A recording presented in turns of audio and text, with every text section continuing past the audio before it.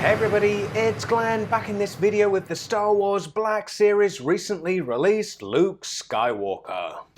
So Mr. Rodriguez, the answer to your question is right now, except better than a farm boy Luke Skywalker review, as this is actually going to be an action figure comparison with the previously released Luke in his Return of the Jedi garb. 2 for the price of 1. Not that you're paying, you lucky people. Taking a closer look at the packaging, and the farm boy Luke artwork depicts him to catch a predator style. Seriously, the youngest Luke we've seen since he popped out of Amidala at the conclusion of the prequel trilogy. Meanwhile, the Return of the Jedi one's packaging pictures a more seasoned Luke, looking suitably angsty and windswept. Then as I turn to the packaging back, reading Farmboy Luke's bio, it reads, casting aside his humdrum life on Tatooine in favour of galactic adventure, Luke Skywalker learns the way of the Force under Jedi Knight Obi-Wan Kenobi and quickly ascends to Rebel leader. Speaking of old Obi-Wan, Hasbro just announced he will be this year's San Diego Comic-Con exclusive, so thanks for that Hasbro. To get it, I'll either have to line eBay's pockets, or perhaps eventually, fingers crossed, Hasbro do a more regular vanilla release minus the table and hologram of Leia. Then flip in the packaging of Return of the Jedi Luke's, and the blurb here reads, Luke goes to the second Death Star to confront his father Darth Vader. Spoiler alert! And there we see a picture of that confrontation with the Emperor sitting back there with his feet up, taking it all in. So here they are side by side, and you know how these action figure comparisons work. We're going to take a look at the various aspects of each one, comparing sculpt, deco, articulation and accessories. Then you guys pipe up in the comments at the end of the video declaring a winner of the comparison. For me, that'll be a tough call, as these are my 2 favourite looks for Luke, with them being the opposing bookends of Luke's journey in the original trilogy. This newer one representing him as we first meet him, rendering his jacket in cloth. While I'm not the biggest proponent of fabric on this scale, with it often looking too baggy and ill-fitting, yet they luck out here as that's the actual style of this jacket. Plus, I won't jump ahead, but it allows some unexpected articulation to be tucked away under there. Then his trousers have some nicely sculpted detail, rendering a minute level of textile fibre that Hasbro could have easily overlooked. Then his boots have been subject of a dry brushing effect with a lighter shade of paint applied, creating a sense of wear you'd expect from him traipsing across the harsh landscape of Tatooine. Which is in complete contrast to the Return of the Jedi Luke, representing a much more mature and sleeker costume. Probably my favourite actually. I must just like the contrast of my heroes being in black.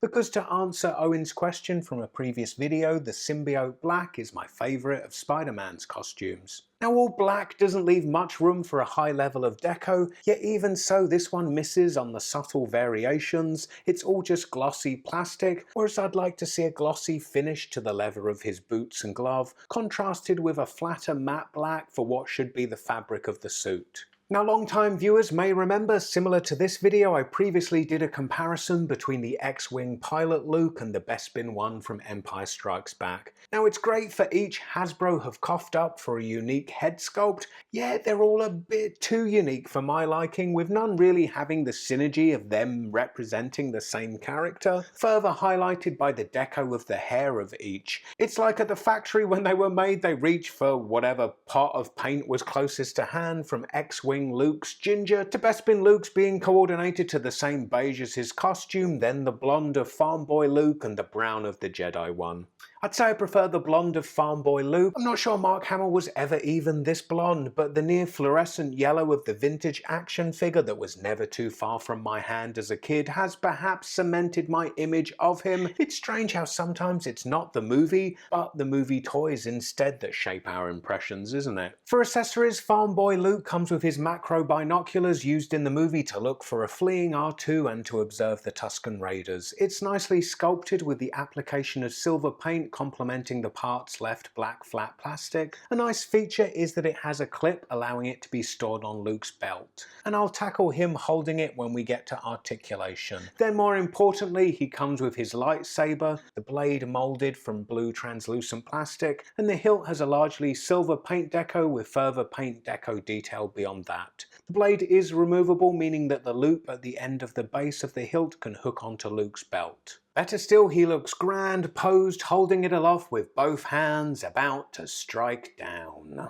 For accessories, the Return of the Jedi Luke comes with an interchangeable tunic piece, curious yet, but to good effect, so the two pegs on the reverse plug into Luke, thus recreating that look where his tunic top has become unfastened in one corner. And I actually really appreciate this because the grey colour of the lining of the tunic really helps break up the black of this costume. Then, of course, he also comes with his lightsaber. This time it's the green one, and then in the hilt we see a bit more going on with the deco than the previous lightsaber, but likewise it splits apart, so we can hang the hilt on his belt. And here he is holding his lightsaber aloft in his robotic hand. Actually, let's see if we can also get him to double hand the lightsaber too, like the farm boy Luke, and yeah, we can only just, but seems we're talking about articulation, so let's get into it. So the heads both rotate side to side and they have neck hinges. They're able to look down. Farm boy maybe a little more, not being inhibited by the tunic collar, and then they're both able to look up about the same amount. Then at the shoulders, their arms rotate and they move up this much, maybe Farm Boy Luke a tad bit more. Farm Boy Luke has upper arm rotation, whereas the Jedi Luke rotates at the elbow, and your eyes do not deceive you, Farm Boy Luke actually has double jointed elbows. The difference that makes is certainly clear here, yet in practice when it comes to posing, made clearer still when this is the best that Jedi Luke can do to raise those macro binoculars to his eyes. Meanwhile, Farm Boy Luke with those double jointed elbows is able to complete that pose. The lack of double jointed elbows is something I've complained about in pretty much every Black Series action figure I've reviewed, so it's nice to finally see them.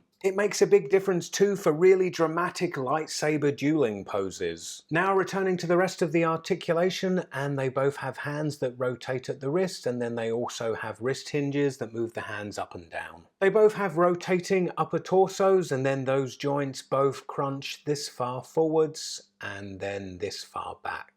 At the hips, the legs move out to the side about the same amount. Jedi Luke's further forward, and then they move about the same amount back. They both have upper leg rotation, followed by double jointed knees. Then they both have hinged feet moving backwards and forwards, and those crazy ankle rocker pivots that I love. And taking advantage of those ankle pivots, here they both are striking their widest stance possible, still with both feet flat on the floor. So all things considered, and I welcome your opinions in the comments below, but for the best of the two for me, I'm going with the Farm Boy Luke. It's hard not to side with a double jointed elbow when I banged on about them in pretty much every Star Wars Black Series review. Yet even so, they both have a lifelessness about them that presents an obstacle to me in transforming them from 6 inches of plastic into something nostalgically exciting in my heart or mind. Anyway, if you missed my previous Star Wars Black Series review, then click the video on the left for Kanan Jarrus, and stay tuned as coming soon will be Ahsoka Tano. Please give this video a big thumbs up. Go on, it only takes a fraction of a second and certainly encourages me to keep bringing you guys videos, and I hope to see you next time. Bye. So Lewis, in answer to your question, right now, yet better than a review of the Farm Boy Luke